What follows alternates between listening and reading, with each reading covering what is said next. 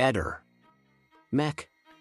Pallister. La polizia di Vicenza ha arrestato, dopo 33 anni, il presunto assassino di Pierangelo Fioretto e della moglie Mafalda Begnozzi. L'uomo arrestato è Umberto Pietrolungo, 58 anni, ritenuto affiliato alla cosca di 'Ndrangheta Muto, attiva a Cetraro, in provincia di Cosenza. I due coniugi furono barbaramente uccisi la sera del 25 febbraio 1991 nel cortile della loro abitazione in Contra Torretti, a Vicenza. Quello di Vicenza era ormai diventato un cold case. La sera del 25 febbraio 1991, l'avvocato Pierangelo Fioretto, 59 anni, stava rientrando a casa dal suo studio quando fu sorpreso da due persone che lo uccisero con 4 colpi di pistola, uno al torace, 2 alla schiena e uno alla testa da distanza ravvicinata. Mafalda Begnozzi, 52 anni, scese nel cortile nel tentativo di soccorrere il marito e venne anche essa uccisa pochi istanti dopo. Il presunto assassino è Umberto Pietrolungo, che attualmente si trova nel carcere di Cosenza. La svolta nelle indagini è arrivata grazie alla banca dati nazionale del DNA, che ha permesso di comparare reperti biologici prelevati dagli oggetti rinvenuti sulla scena del crimine, tra cui le pistole, un paio di guanti e gli abiti delle vittime. Nei giorni successivi al delitto, gli agenti trovarono 2 armi, delle Nuova Molgora, pistole giocattolo modificate, una fu rinvenuta all'uscita di Contra Santa Lucia, in corrispondenza di piazza 20 settembre, e l'altra lungo l'argine del fiume Bacchiglione. Le armi, dotate di silenziatori, furono analizzate alla ricerca di tracce di DNA. Sul silenziatore della pistola ritrovata sul Bacchiglione furono trovati 3 frammenti di impronta del pollice. I reperti furono inviati alla Direzione Centrale Polizia Anticrimine di Roma, ma furono considerati non utili per il confronto a causa della loro esiguità. Questo portò la procura a chiedere l'archiviazione del caso, accolta il 3 dicembre 1996. Tra i reperti c'erano anche dei guanti trovati poco distante dalla scena del delitto. La procura di Vicenza riaprì il caso dei coniugi Fioretto nel 2012, grazie anche alla squadra creata dal Ministero dell'Interno per i delitti irrisolti e all'impiego di nuove tecnologie in grado di isolare ed esaminare tracce di DNA. Nel febbraio 2023, la polizia riscontrò una concordanza positiva di primo livello nella banca del DNA. Proseguendo con le indagini, gli investigatori sono riusciti a risalire a Pietrolungo, attualmente in attesa, in carcere, dell'interrogatorio di garanzia che cercherà di fare chiarezza sul movente.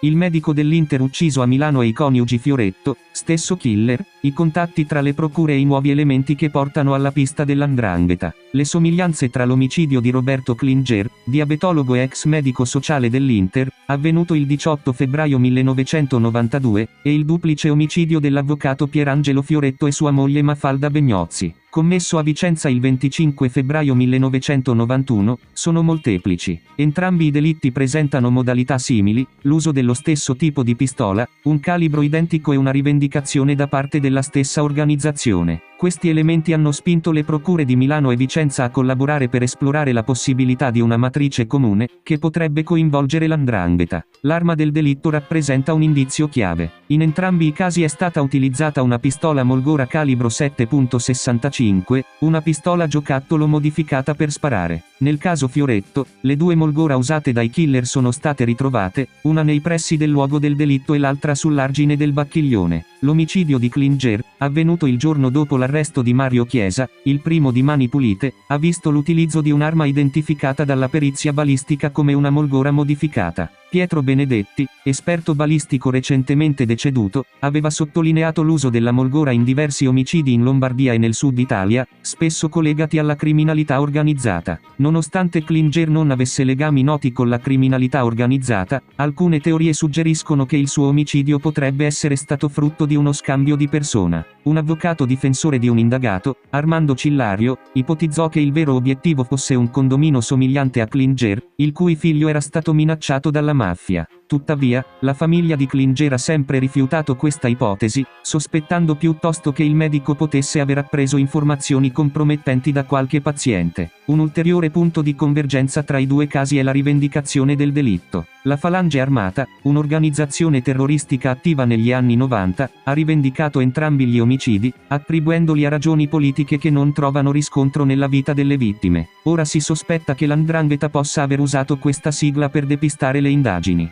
Infine, gli identikit dei sospetti presentano somiglianze significative. Nel caso Klinger, una studentessa descrisse l'assassino come un giovane alto circa 1,75 metri, con capelli corti, scuri e ricci. Un testimone dell'omicidio Fioretto descrisse uno dei killer con caratteristiche simili. Tuttavia, Umberto Pietrolungo, recentemente arrestato e sospettato di essere uno dei killer, è più alto e, al momento dell'omicidio di Klinger, era in carcere, suggerendo che l'assassino potrebbe essere un suo complice o qualcuno legato al suo ambiente. Le procure e le squadre mobili di Milano e Vicenza stanno approfondendo questi elementi per determinare se ci sia una connessione reale tra i due casi o se si tratti solo di coincidenze.